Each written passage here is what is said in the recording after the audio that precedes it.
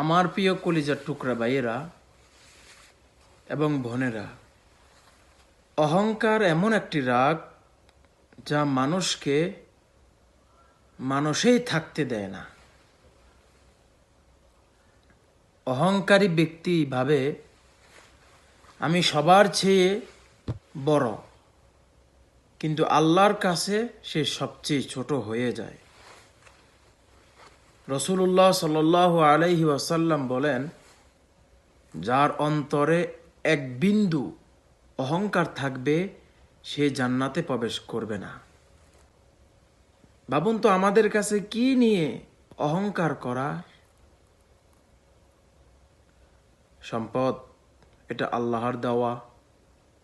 সৌন্দর্য একদিন মাটি হয়ে যাবে।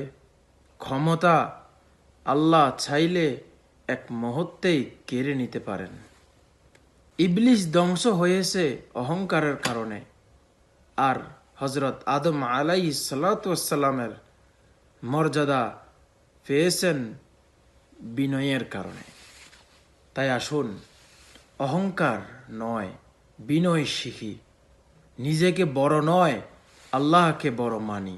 কারণ বিনয় মানুষকে উঁচু করে, আর অহংকার মানুষকে নিচে নামিয়ে দেয়।